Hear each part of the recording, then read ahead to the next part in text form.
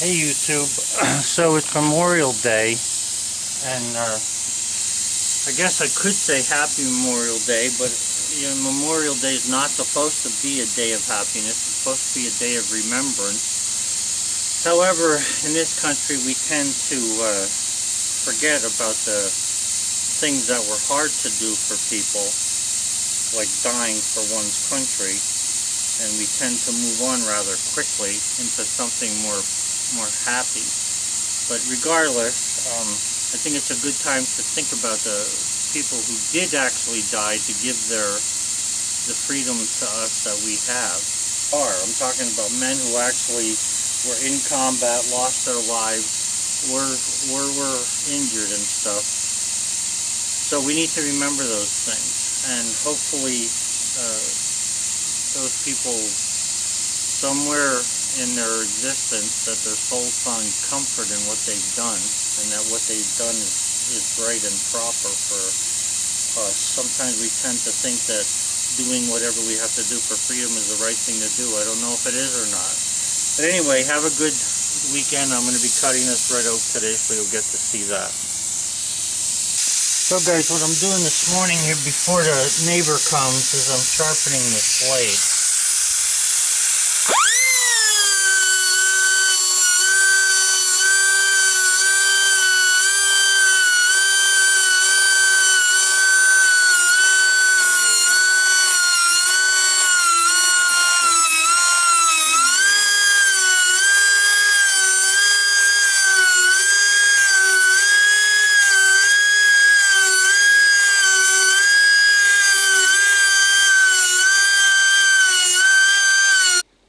Okay guys, so that's a 14-inch at the small end log, and I'm going to be cutting a 9.9 inch, so probably 10-inch cant out of that. So I'll be getting 10-inch planks out of this thing once I start to cut it. Now I won't know what I'm going to cut it into until I start opening it up. I would say at 10-inch wide planks, I don't know. You know, if we can get that out of that, you're looking at let's see, a 10-inch cant, so you're looking at possibly 5 planks or 4 2-inch planks with a 3/4 inch plank or piece of lumber after we get this cut. So we're gonna have to see what's gonna happen. My neighbor hasn't come yet, and I'm not gonna start until he comes. Brother, I just can't say it enough. Hey YouTube, this is my good neighbor. And he's not only taking the flitches so I don't have to cut them up, but he's taking some nice red oak boards that he got. He wants to make scaffolding for his, he wants to redo his fire chimney. So he's going to dry these and use them for scaffold planks. Thank you, Brother Joe. And I think and you're welcome, and I think he has enough strength to still pick them up. So that's what we got out of the 2 worst logs, actually. So I just put the 3rd one on. The 2 other ones here he said I could have. Looks like they're going to give me some really good wood, unless he hid some ants in there on me. I don't know. Okay guys, so if you're new to my channel, I just want to show you a couple things that I've added to the LT15. When I bought mine from the factory, it did not have rollers on all the back stops, like these are metal. It had every other one. So I added 3 sets of these polyurethane backstops to the rollers to the backstops, and it helps me to turn the log when you're on a stop that didn't have a roller on it. So I added those to the original mill. That's one thing. The other thing is I added these aluminum pieces to both of the dogs, because the aluminum piece would fall off and you'd have to go chasing it. I call that the no chased, or the stay put dog adapter. So I make all the stuff that I'm showing you, I make and sell. You can get prices off me by going to Bullseye Mickey, MICKEY @gmail.com, and I'll talk to you on the email as far as prices go. The way I do business is people send me a check and the price I give you will include shipping. And then I just ship the stuff out as soon as I make it. So, yeah, I have that. And then there's the toe board here. Now, this toe board has come in real handy, and I've really enjoyed using this. I think that the toe board I built is different than the factory toe board, and I don't even know if the factory toe board you get can be put on the LT15, but I do know this, that what I have here works very well, and I'm very pleased with it, and I've been able to pick up some pretty big logs with it. So I just crank it, and you can see that the toe board goes up, and it goes up evenly all across. It's not like a wedge that only picks up the board at one spot and forces it against the backstop. This literally picks the log up no matter how big the log is. Whether it's small or big, it still picks the log up the same way, which is what I like about it. So I also have been selling these, but they're pretty pricey, and like I say, I'll talk on the internet to you about that. I've also made bevel siding jigs for these sawmills that are very reasonable. And what's the other thing? I forgot what else I make. But anyway, I just want you to know, if you're new to my channel, that if you're interested, I do, have these things that I can sell you. It gives me something, a little extra, something to do during the rainy days. So anyway, let me go get on with the other stuff. Now, because of the way I had to park the backhoe, I can't get the logs close enough to use the toe board. I could push them up there if I really, really wanted to, but I'm not going to worry about it because this red oak, I just want to get this cut and get it started into the kiln. So I'll start with this stuff. I should get some nice boards out of there. If what came out of the other part of the tree that you saw in the back of the trailer there in a couple previous slides ago, this stuff over there should come out really nice, these two logs. I just want to get rid of this one, see what it's going to be like. It should be an 8x8, but we'll check and see.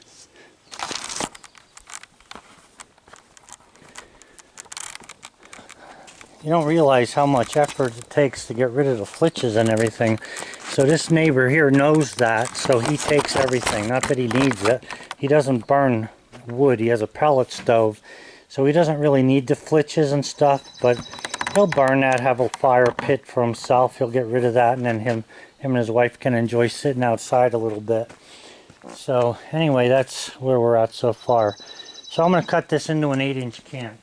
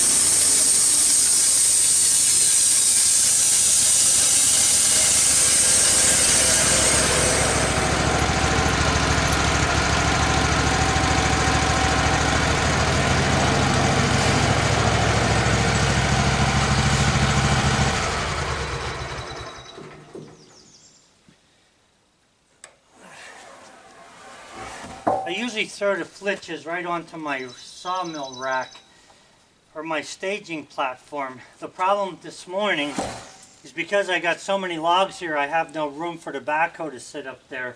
So I set it there so I could stage the logs or place the logs. But I'm just going to put the flitches here for now until I get a chance to work with them. So anyway, this is going to be a good cant here. One pretty big knot there. The one thing I want to show you is I sharpened this blade this morning, and this thing is cutting pretty nice here. Now everything is flat except for right here by this knot. And you got to be careful. You almost want to go slow, and I'm not too patient. I like going quick. When you get to a knot like this here, the wood gets harder, and sometimes it can flip the blade up or down in the knot, even if it's a brand new sharp blade. So you need to take it a little bit easy. So I'm going to turn this now and then keep cutting.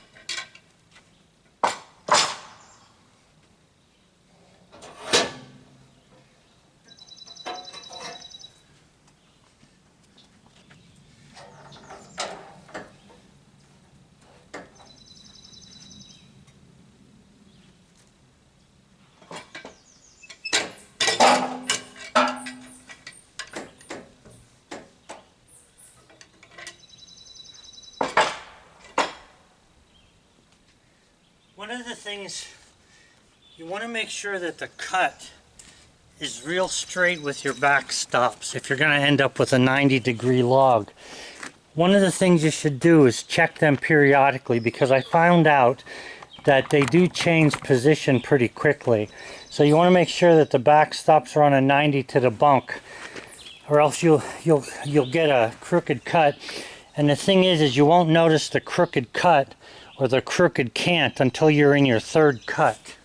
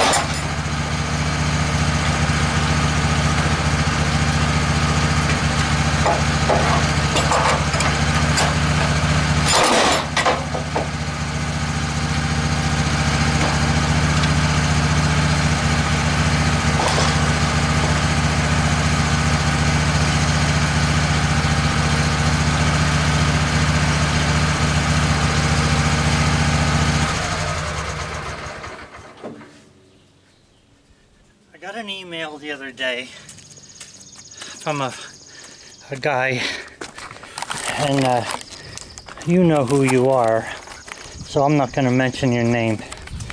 But now I'm on my third cut there. See how nice and straight that is?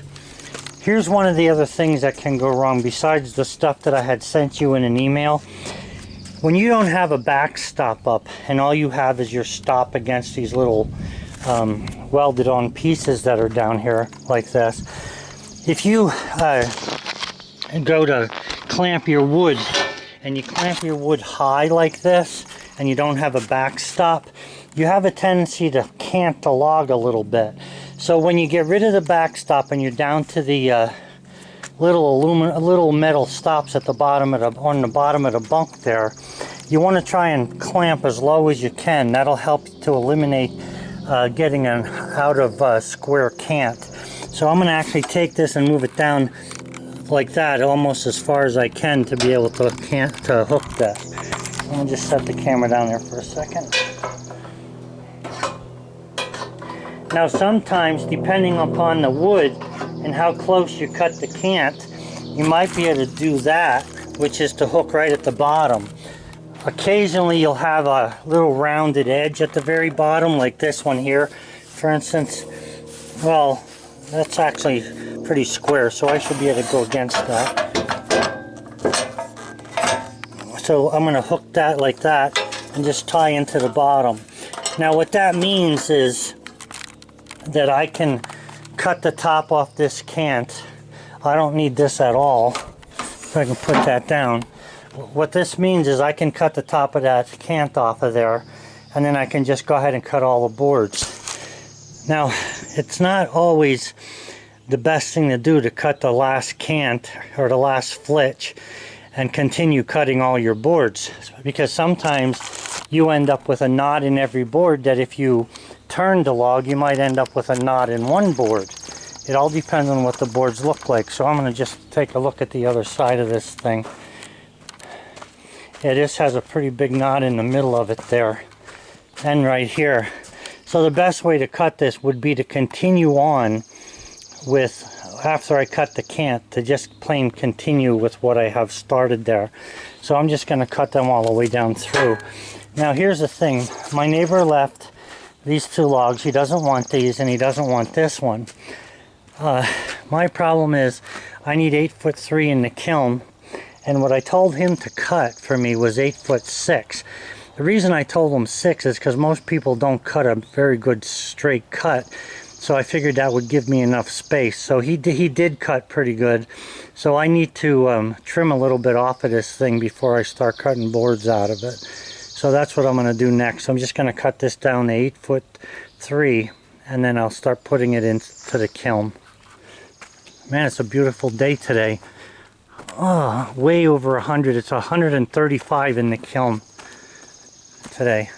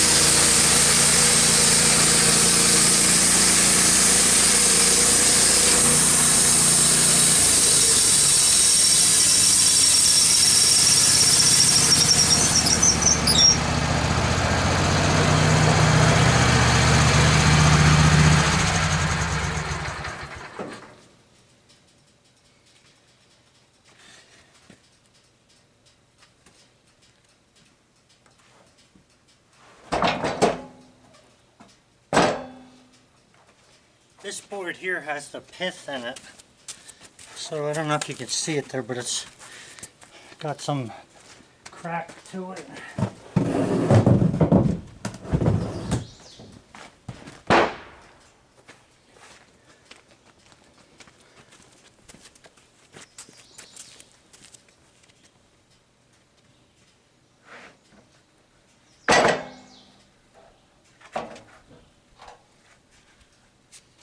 This one's not too bad. A couple knots in it, that's it.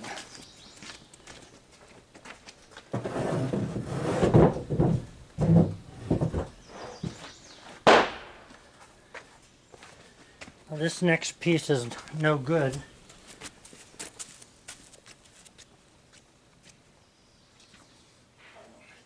Could because I cut a 1-inch piece off the bunk, but I went a little thick there.